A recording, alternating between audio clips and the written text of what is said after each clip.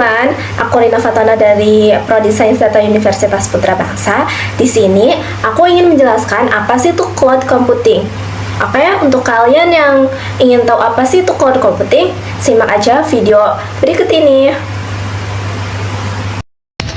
Cloud computing atau penyimpanan cloud yang biasa dilambangkan dengan simbol awan ini muncul karena adanya kemajuan teknologi yang meliputi penyimpanan data, jaringan komputer, dan kekuatan pemrosesan.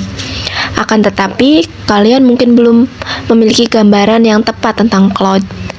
Nah, istilah cloud computing mengacu pada data dan aplikasi yang disimpan dan dijalankan pada cloud, daripada data atau aplikasi disimpan dan dijalankan di komputer lokal atau pada peralatan apapun yang Anda miliki.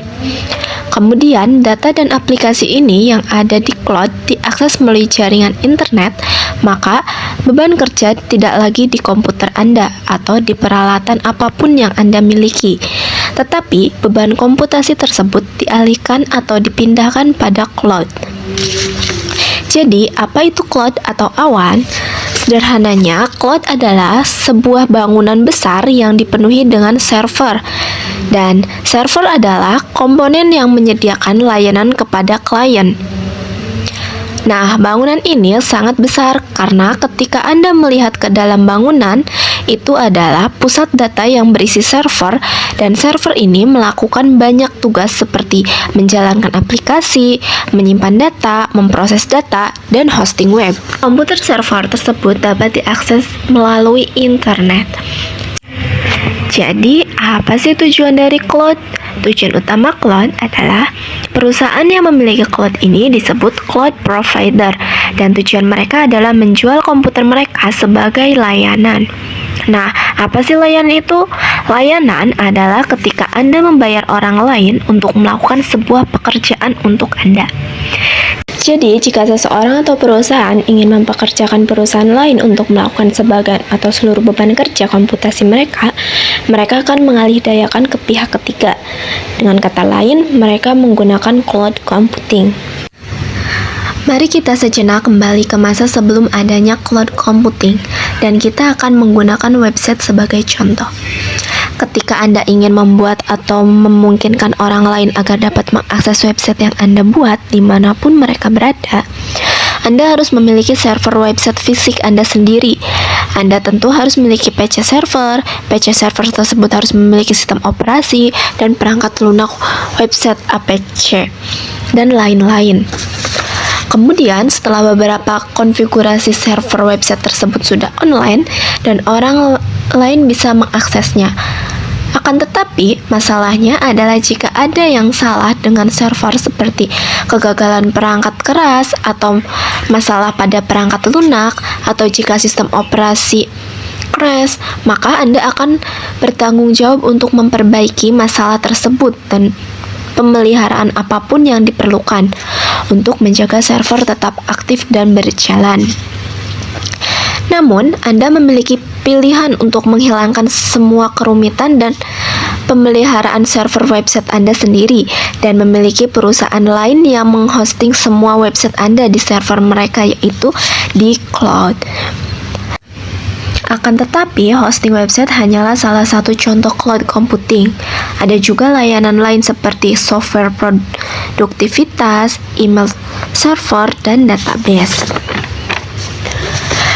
Mengapa individu atau perusahaan menggunakan layanan cloud? Seperti yang baru saja saya jelaskan, alasan utamanya adalah biaya. Dengan cloud computing, seseorang atau perusahaan menghilangkan banyak biaya yang harus dikeluarkan untuk membeli perangkat keras dan perangkat lunak mereka sendiri bersama dengan pemeliharaan gedung dan listrik yang diperlukan untuk menjalankan pusat data mereka sendiri. Jadi, akan lebih hemat biaya jika menggunakan cloud, dan alasan lainnya adalah skalabilitas. Skalabilitas penyedia cloud akan menawarkan metode membayar sesuai pemakaian, di mana Anda hanya membayar sesuai kebutuhan. Jadi, jika Anda menyimpan banyak komputer, tidak masalah. Dan alasan lainnya adalah keandalan. Karena ketika Anda menyewa cloud, penyimpanan cloud bertanggung jawab atas semua pencadangan data dan pemulihan bencana. Dan jika salah satu pusat datanya mati, mereka juga akan memiliki beberapa situs lain seperti cadangan yang akan memastikan tidak ada waktu jeda. Namun, seiring dengan berkembangnya bisnis, Anda memiliki opsi untuk menyewa banyak komputer secara instan sesuai kebutuhan Anda.